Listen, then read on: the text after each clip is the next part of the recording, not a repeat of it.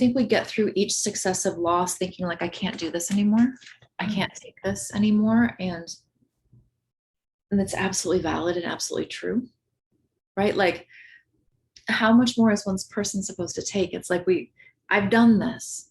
I learned the things that I needed to about love and life and loss and belonging. And like, I learned this stuff. Like, I don't want to do this anymore. Right? There is nothing fair in this at all. Right? This, I mean, it sounds like this really liminal space of this, and please correct me if I'm wrong here, but it like this loss has not happened yet, hasn't finished yet, hasn't completed, but it's like this you right now looking at that road to come and saying, oh no, some of this is making space for that tantrum of how unfair this is because it's trash, right? And when I am feeling this way, what do I need? What do I need to take care of myself in the outrage and the despair and the frustration and the inability to want to do this anymore, right? So it's really like, in some ways, not trying to get yourself out of that dread for the future, but instead asking, what do I need when I'm in this dread, right? Because unfortunately, we can't change what that outcome is. Something else here is, it is very human and very tempting to look towards the future and say, there's no way that I can survive this. There's no way I want to survive this. What would this even look like, right? And the reality is that you don't have to live that future all at once. And we don't know what that's going to look like either.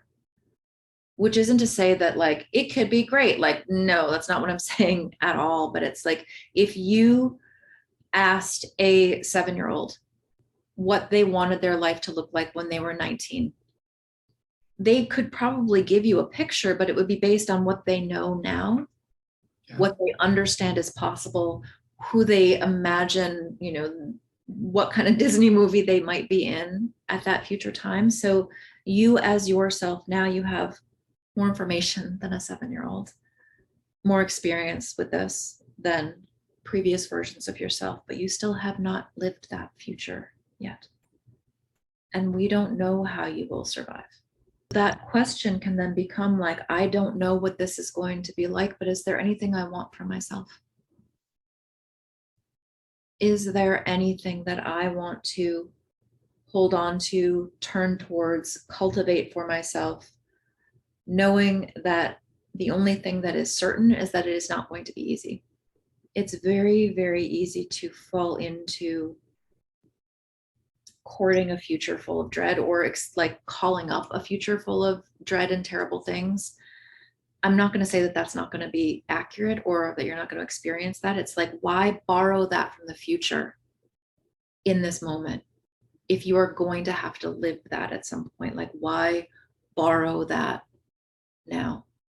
It is such a discipline to hold ourselves to this moment and ask ourselves what we need right now to face a future that is likely and also unwanted.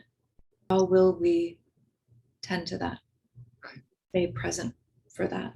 It's almost like, what sorts of things could you develop, hone, practice, listen for now that might serve you later? I think if we're going to future trip, right, if we're going to think about what might come, then future tripping in like, what are some things that I might do for myself now that might possibly serve me in a future that I expect to be full of pain? Right? Because I think there's also this helplessness. For me, the antidote to helplessness is personal agency. Where do you have any kind of power, any kind of control over things, right? Where do you have any agency or ability to care for yourself as best you can?